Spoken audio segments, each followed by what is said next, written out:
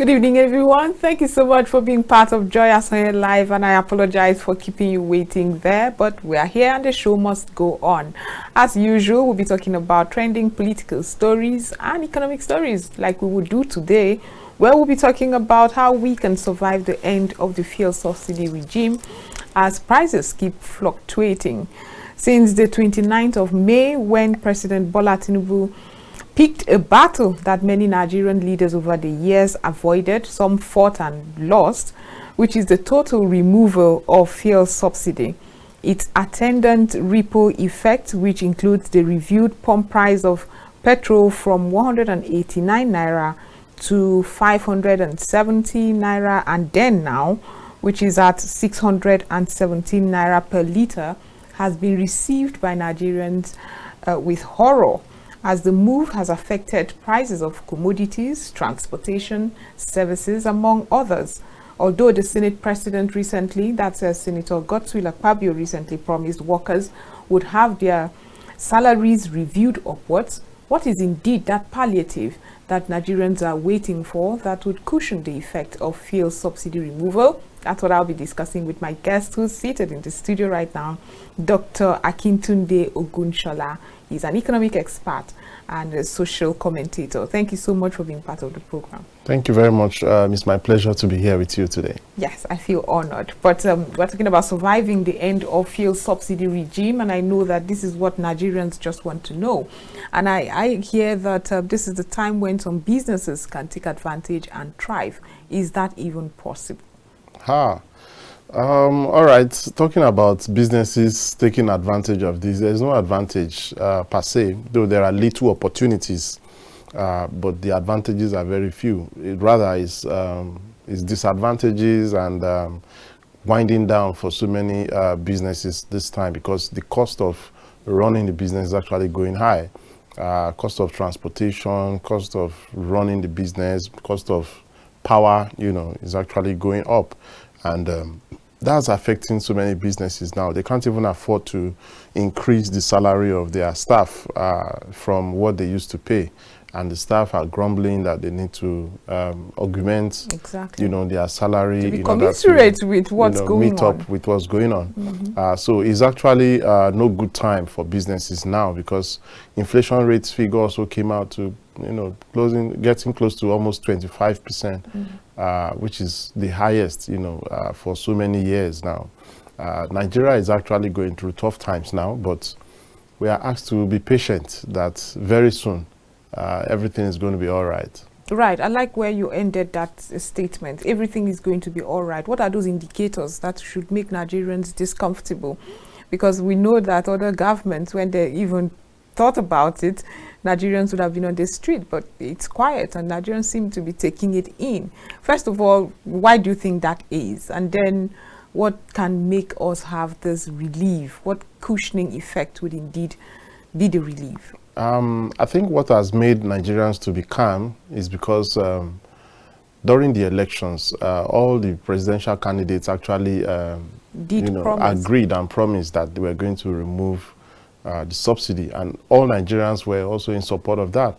So as soon as the president announced subsidy is gone, and fuel prices changed, everybody accepted. Even Labour, that we were thinking we were going to protest and down tools, they didn't do that.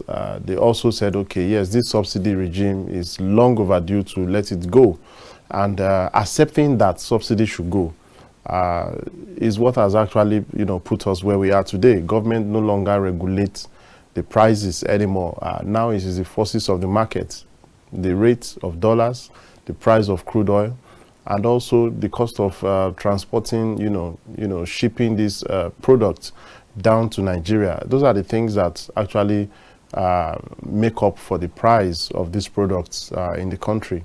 So all of us are just waiting to see what the president is going to do, because the solution to the problem is not just to remove the subsidy, but the solution is to actually make us to, start producing these petroleum products locally.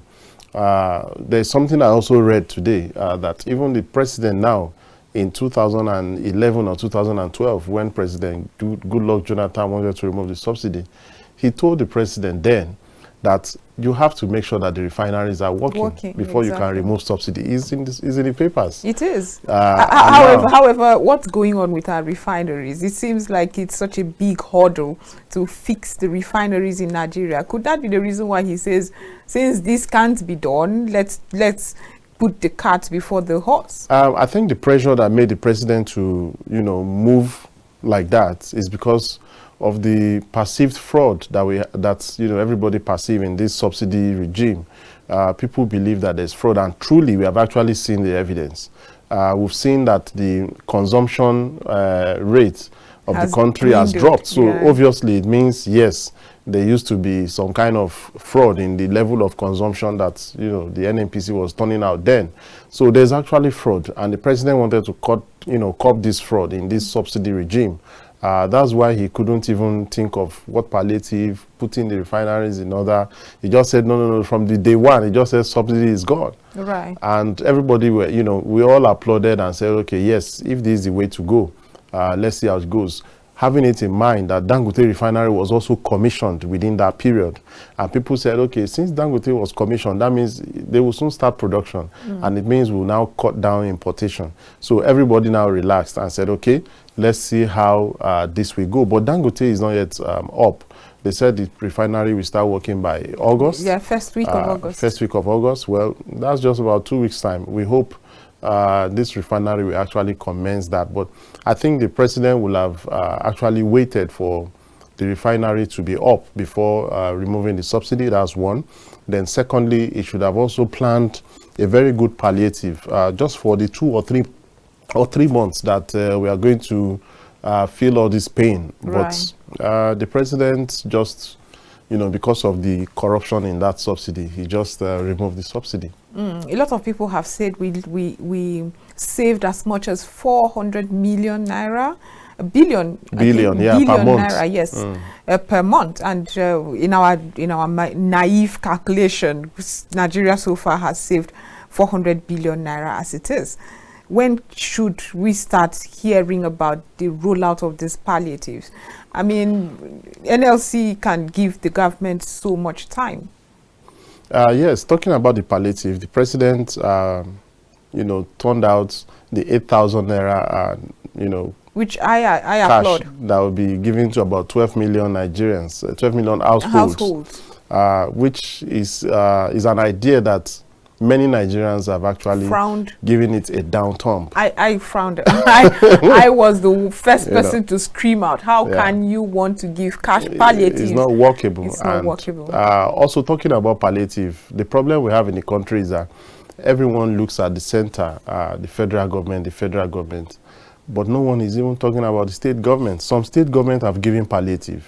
River State governments turned out some buses, at subsidized transport fare. I hear free. Okay, it's even free. These are palliative from state government. How many state governments are giving out palliative? Everybody is just looking at the center. Oh, president. It's not president, because now the gains from this subsidy is shared, based on the revenue sharing formula.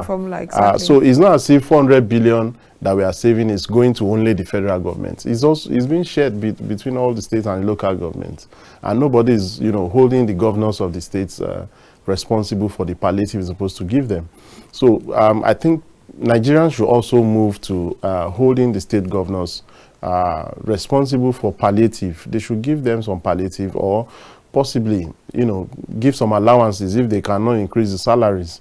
The state governments have the right to increase salaries even before minimum wage is increased. These are the things that Nigerians need to request for as palliative, and not screaming that they should return back the fuel price to what it is before. No, we can't go back to the subsidy regime. We have already put our hands on the plow, and we just have to continue to move. So it's just to see how we hold our leaders at both the federal and the state government and the local government, to hold them accountable with what they share. I saw about in June, the revenue that they share was about 1.9 trillion. I think that's about the highest in the last more than 5 years.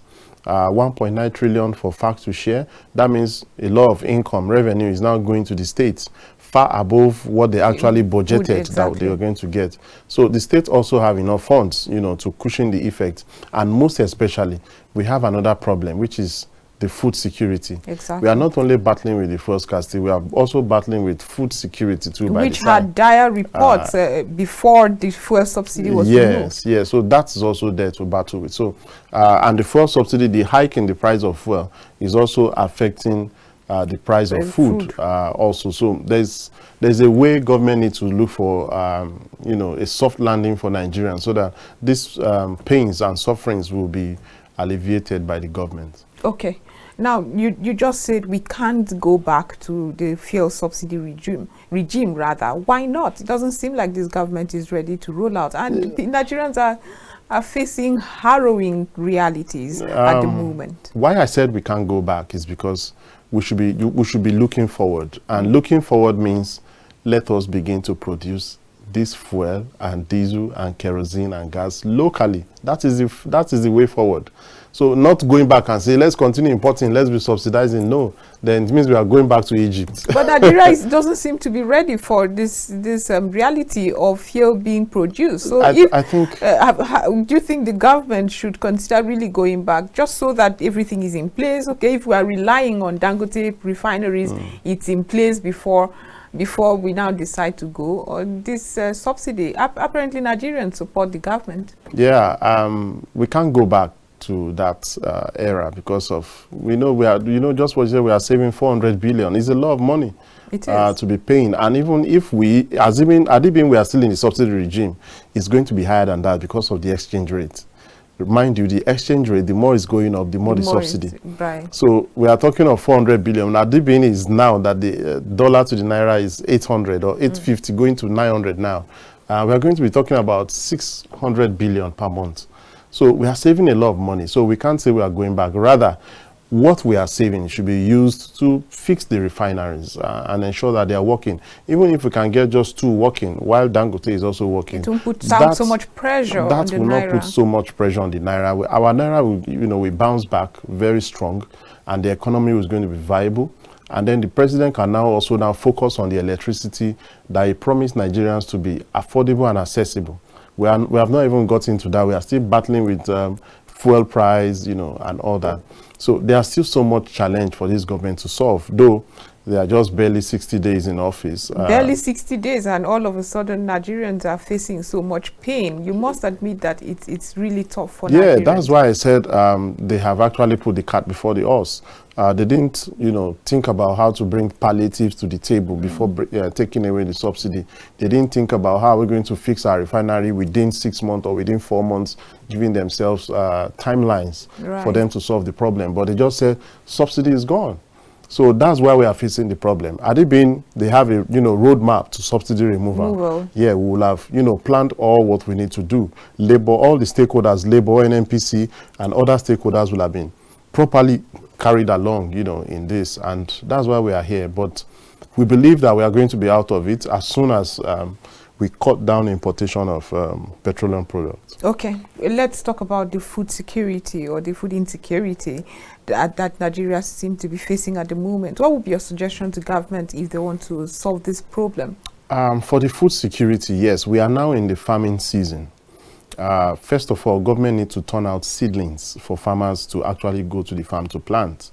Make seedlings affordable, make it available, you know, for farmers to go and plant. That is one, so that by the time it's harvest period, we'll have enough food now to save in our, you know, food banks. Then secondly, now the prices are going up and the food are scarce. People can barely afford, you know, just 2 meals in a day. Government needs to turn out the savings of our food in the silos, in the food bank. Government needs to turn out, you know, some food stuff to the market to see that supply is actually increased, because what is causing the increase in the price is actually shortage in the supply of the food stuff. Government can release some of this food like customs. What would you say is the reason why we have this shortage in the food? Shortage of supply. The shortage of supply of food. Because farmers couldn't go to farm, the insecurity was there. People are being kidnapped, but I think for the security aspect, we are actually coming out of it gradually. People, you know, the farmers that were held in captivity by kidnappers are being set free by the military forces now going around in the northwest. So we're seeing a counter-attack. Yeah, and people are being set free. And I think that's boosting the confidence, of farmers to go back to the farms. So if that is done, then farmers can now go back. They can get seedlings, they can get fertilizers. That will help us. That's the roadmap. But we know it takes minimum of 3 to 4 months before we can begin to harvest. So within the period of 3 to 4 months, government can roll out the food that is in our storage, Do we have enough silos in Nigeria? Yeah, it might not be enough because of our population. But do we have enough to make any impact whatsoever? But we have enough to actually cushion the effect now. What we have is actually turned out, it can actually reduce to some extent the sufferings and the pains of lack of food. But that's just the short run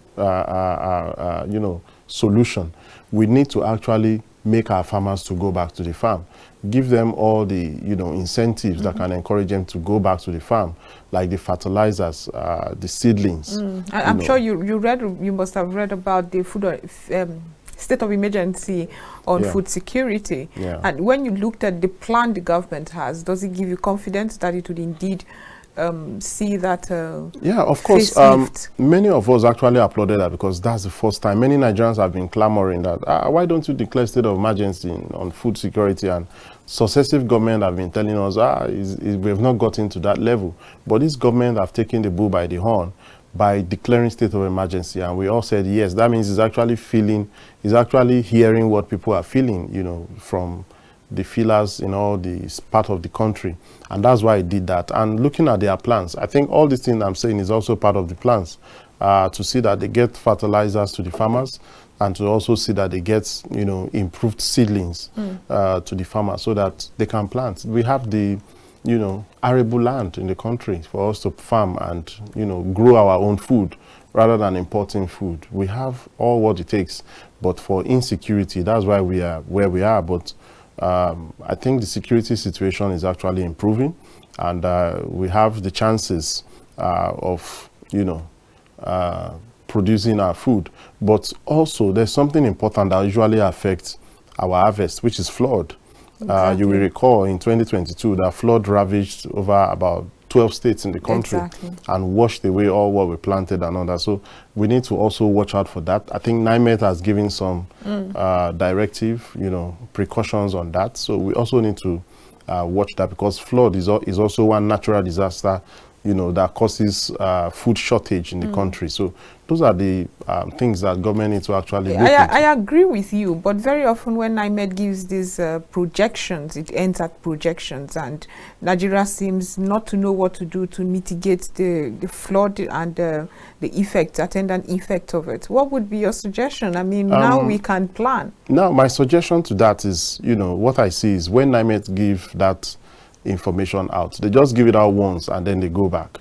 It has to be a continuous reminder. They should continue to roll out this information maybe every week, or bi-weekly, or every month. The information should continue to go out. Some people, they might say they played it on TV as advert and all that, but some people will say we didn't even know that NIGER gave any information. True. So this information needs to be continuous. They should give it a lot of awareness, push it on the social media, on the mainstream media, and even the newspapers, and all media should continue to actually remind them, so that they take precautions not to block the waterways with dirt and all that, so that we don't have too much flood in the country that will now wipe away all what we have planted. Okay. Some experts, economic experts, had even projected that fuel prices may go up. We'll go to that conversation after this short break. Believe it or not, we've gone half hour. We'll go to that conversation after this short break. This is still Joy Asonye. Asonye, remember, there's so much more, so stay tuned.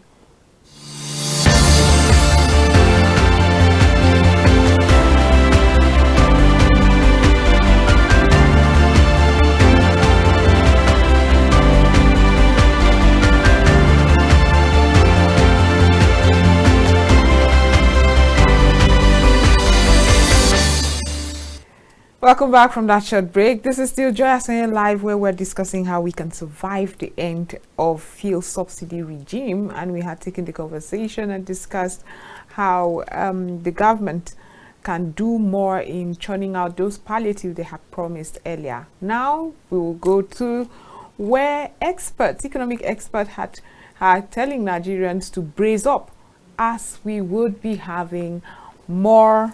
Maybe the fuel prices, the pump prices may go up because it is dependent on foreign exchange. I'll be asking my guests now. Is it true that Nigerians should brace up, having looked at the market so far, that it could go as high as 1,000 naira per litre?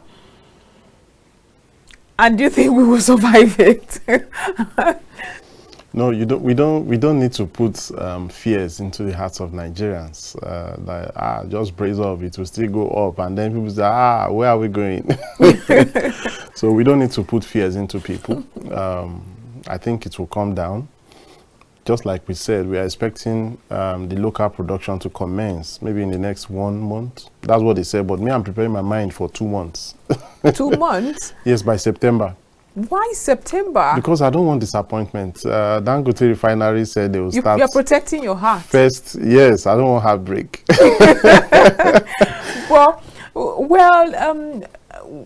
Dangote Refineries had actually said ending of. They had said it. No, they started with first quarter of 2023. Exactly. From first quarter, we are in second quarter now. Exactly. Second quarter has ended. We are in third quarter now.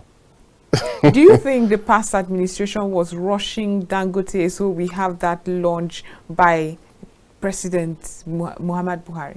Yeah, I think they were actually rushing, because if they were not rushing, they wouldn't have rushed to actually commission what they know they are not commencing immediately. But I think because of the support that the outgone president have actually given the company, they feel it's going to be, a thing of honor for him to commission the refinery before leaving office. And I think that's just what they did. And then they grant him that honor, despite that they were not ready to start, producing. So that's what have actually happened. But notwithstanding, we don't need to put fears, just like what I was saying, in the hearts of Nigerians, that the fuel price will go up.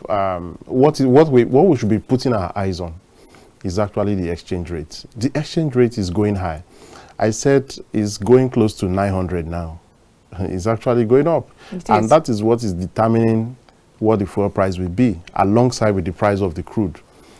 Because the price of crude is also above $80 per barrel now. Exactly. Which, when the price of crude goes up, we say, yes, we are making more forex. Nigeria is making more forex, but the forex will go out, by way of the marketers and NNPC, sourcing for dollars to actually go and buy the petroleum products. And that's where we have problem. So we need to find a way to ensure that the exchange rate goes down. Now, the question is, what is making this exchange rate to go up? This exchange rate is also determined by the forces of the market. Right. And what are the forces of the market? The request for dollars. People are requesting, they need dollars, they need dollars. Majorly, they are using these dollars to buy petroleum products. And some people are even hoarding these dollars because they're already preparing to go and buy again. I think the last vessel that came, the owner of that company was saying he spent about $19 million for about 27 million liters of petrol. So for you to get $19 million, you can't just walk to the market or to the banks and say, give me $19 million for me to go and buy it. They have to be buying it and be, keeping it and be hoarding it. And that's what is making the dollar to be scarce in the market. And that is making the price to actually go up. So the solution to this problem is we need to urgently look for something to do to start producing this fuel. We have modular refineries. They didn't work in the last administration. There are reasons why they didn't work. This government needs to look into that. We also have some other local refineries. Apart from the Dangote refinery, they should look for something to do. The Port Harcourt refinery, the NNPC told us that it would commence operation by the middle of this year. We've not seen anything happening. It's not middle of the year yet. Never mind, just go ahead. I'll just be mysterious. It's middle of the year, and we've not seen anything happening in Port Harcourt refineries. At least, even though Port Harcourt refineries can give us some, some liters. Be it even in the region. Yes, just to even support the region, and then it will reduce the pressure on the dollar to go and buy petrol. Now, the pressure of the dollar is high because they've given marketers license. Marketers are in the market sourcing for the dollars. They are just buying and keeping, so that when the dollar is now much, they can now go and buy. Or as they are sourcing, they are sending it to the countries where they are getting the products from. And that is putting a lot of pressure on the dollar. And that is why the fuel is actually going up. So the immediate solution now is for us to make sure that either we find a way to see what we can do. Dangote refinery, they say, is over 95% completed. Yes. The 5%, they should look for what to do to complete that 5%, so that I'm almost saying that we should roll it without the 5% and we start even though they cannot produce up to the capacity, exactly. At least even though it's 50 million liters per day, they should just start something so that we can now cut importation. Once we cut importation, people will no longer look for dollar to say they want to go and import, and that will reduce the pressure on the dollar. The naira will bounce back. But as far as we are still importing, the pressure on the dollar will still be much. Apart from the pressure of sourcing the dollar to go and import petrol, there are other things, like people that are looking for school fees to pay for their children abroad. Exactly. People are going for medical, medical services outside the country. They need dollars. People are going for business to import clothes, shoes, which we have been, advocating that people should wear and buy made in Nigeria products, right, so that the pressure on our dollar will reduce. So these are the activities in the market forces that is putting so much pressure on the naira and making the dollar to actually, the exchange rate to actually go up. We need to look for something to do to that. Okay, the Dangote refineries, should it start working? I'm very optimistic. Should it start working in 2 weeks? Would you say we would see an exponential or drastic reduction in prices of fuel? That is the word, drastic reduction. We are looking at as much reduction as 50% to 60% reduction in the price. The reason is because Dangote refinery already have an agreement with the federal government to buy this crude oil, which is their own input to the refinery, which is their own raw material. They already have the agreement to buy this crude in naira, not in dollars. Right. So if Dangote is buying in naira, and then government is now giving them at a lower rate, because they're also going to use the prevailing market rate to actually, give them that in naira. That will reduce the price of the petrol. We are no longer going to be paying for vessels to ship these products for almost 1 month, landing costs, exchange rates, because it's going to be buying in naira and selling all the products, the output in naira. That will reduce. Nobody will be sourcing for dollar again. As much as we are doing now, nobody will be sourcing for dollar to go and import. So that will make the naira to bounce back and become very strong. So that's what we are looking at. There will be a very drastic reduction in the price of the petrol. Okay, for those who are very pessimistic and tell you a lot of people had been enjoying, it had been a conduit pipe for some people, what would be your advice to them? That's the subsidy or the exchange rate? The whole petroleum industry and the working of Dangote, because it feels like you will be cutting off a lot of people who make a lot of money from exporting and all that. They are just a few percentage of the total, population of Nigeria. So we don't want to run an economy that only few people are enjoying, and then millions of people, up to about 150 million Nigerians, becoming poor, multidimensionally poor. We don't want that kind of thing. We want everybody to do well on the average, not that some persons are enjoying and many people are suffering. So let those people that are enjoying, let them they have already enjoyed, and I believe that they have enough money. So let's help our fellow Nigerians. Let them come out of poverty. Let them have, good life, better life to live for themselves, both in the rural areas and in the cities. Right. And that's what we want for the country. So let's go to the transport sector, the transportation sector, where it seems to be biting hardest. What's going on with our CNG plan? Oh, yeah. It's actually there. I think I read in the news today that Ogun State government are actually converting some buses to buses that uses CNG. Right. Those plans are still there. Government needs to take the first step before they say others should, follow. With their 109 billion naira. That yeah, was, we should see government staff buses being converted to CNG first. Then we, the private individuals, we can now follow suit to now begin. Let's use government as specimen now. Exactly. To test. Is their work as work? To test the consumption, and then the rates, the price and all that around that. But not that few people are doing that. Maybe those that can afford it are actually doing that. But we want government to, lead the way. Let the president convert his vehicle to CNG. Exactly. However, but I've also read that converting these vehicles can be as expensive as over 300,000 naira. Yes. And you're telling Nigerians. In fact, with this inflation and the increase in price, it will be more than that. Way more than that. And you're asking Nigerians to look for alternatives. Let's see that the president's convoy is now using CNG. Let's hear that kind of news. Then others, not that the president is using fuel and they say, everybody can convert to CNG. No, I don't think that can work. But is it actually cheaper to, have you read any analysis or done any analysis? We've not even seen any analysis. The only analysis we are looking at now is the cost of converting.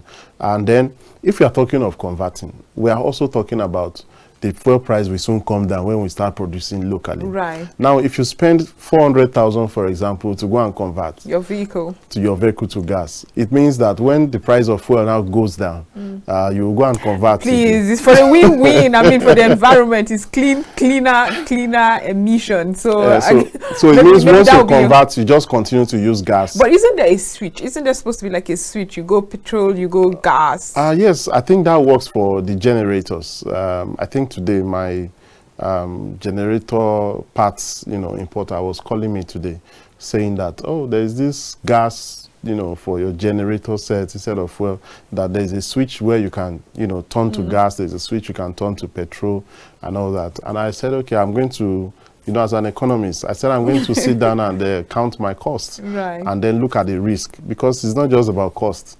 We also look at risk management around it. Which one has lesser risk?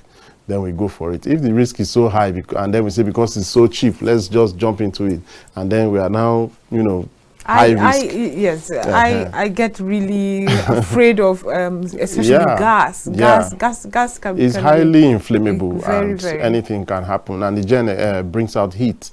So if it's not properly handled, we just begin to hear news of outbreak of fire. So we need to look at the risk around it, and then we look at the cost. And then we look at the benefits, of both of them. And then we can now move around the cost and benefit analysis to see whether it's good. The much awareness that has to go around. I know that we're still trying to get people to understand how to deal with the regular generators we've had for only heaven knows when. And the fumes. You have been reading about fumes killing people and all that. So... Okay, but let's go to this food security. It's quite interesting for me, and I know some people had also suggested that a special transportation plan be given to our farmers. Now, with the insecurity going on, you had just said you had just commended the government as to their counter-terrorism or counter-attacks on bandits and the many dynamic clothes they wear these days. However, do you think farmers are indeed in that place where you can, after the trauma they've gone through? I read about the structured taxing system that is in place. Would it be another hurdle trying to get them comfortable enough to go back to the farms? There'll be another hurdle, because the fears will still be there for the meantime.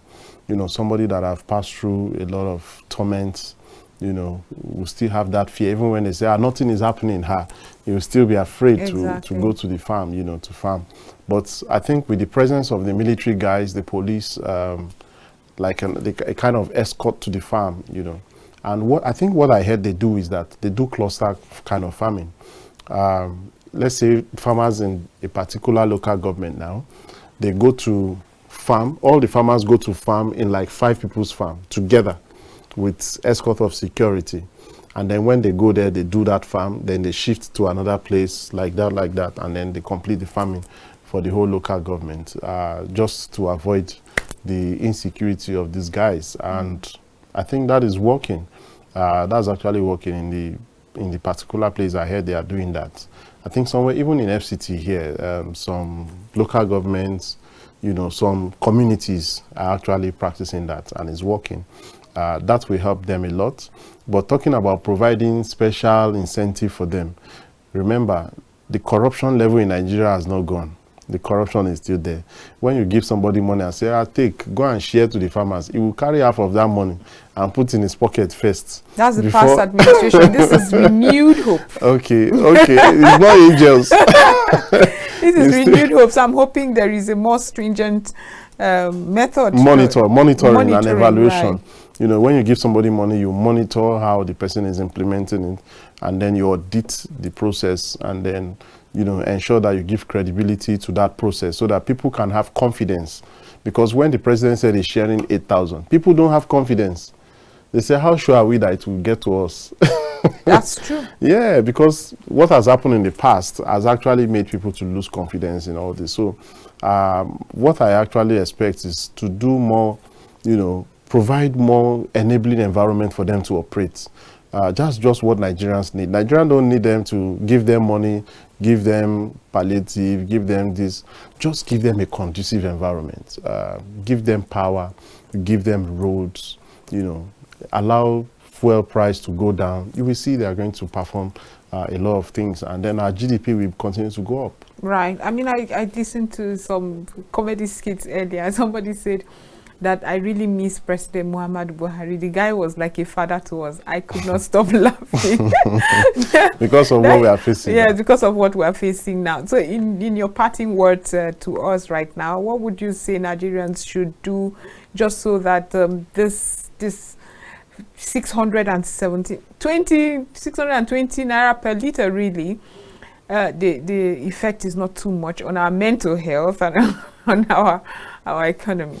I think what Nigerians should do is that they should continue to look for alternatives. There are still alternatives to fuel. There are alternatives to transporting. And one of that alternative is the ICT. You might not need to go, you know, transport yourself to go for meetings. You have 4 or 5 meetings in a day. You might not need to move, you know, around. You can just sit in the comfort of your room and connect to the internet and begin to discuss in the meeting. And you've been able to find another alternative around using the fuel. You can also make payments. You can, you know, process files online. You can do a lot of things with the ICT. So I think we should just leverage on the ICT as an alternative. And for those that are not conversant with the ICT environment, they are the ones that need to actually look for another alternative. Maybe you get a bicycle and begin to ride. You didn't just say that. I stay in Asokoro, and this is Katampe. You are ICT inclined, so please. But there's nobody ICT. That would sit here. I can get a robot though, but I hear it's very expensive. No, just try. Just tell us what you want the robot to do. I want the robot to anchor the Joyasonyelive program. Yeah, you can build it, and once it is built, the robot can do that. Okay, and what would I be doing in the meantime? You are the one that will be telling the robot what to do wherever you are. You'll be controlling the robot here. Right. Yeah. Okay, so would I get a robot replica of you, for instance? Yes, it's possible. Because now we have artificial intelligence, AI, and robotics is happening live. You see a robot welcoming people to the bank. Yeah. Asking you, what can we do for you? And then you say, I want to withdraw. The robot say, how much? What is your account number? You know, and then once you supply those information, it just walk in there, count the money, and then bring it to you. Yeah. So it's like it's magic, but it's actually working. I saw a robot deliver a meal. Yeah. It's now becoming part of the meal delivery. It's possible. There are artificial intelligences that, you know, we can actually leverage. There are so many. Okay, so before I let you go, we're talking about artificial intelligence. We're talking about the new age, this new age of ICT. However, what will happen to our jobs? Would we have cases where AI has taken our jobs, or robots have taken our jobs? There are other jobs for you to do. There are? You have not really searched. Right. Yes. Well, I'm happy you think so. I would try to explore the many other jobs I used to think I have one talent. These developed countries that are using robots, we see their unemployment rate still going down. Unemployment rate is not going up. And they have robots. Food for thought.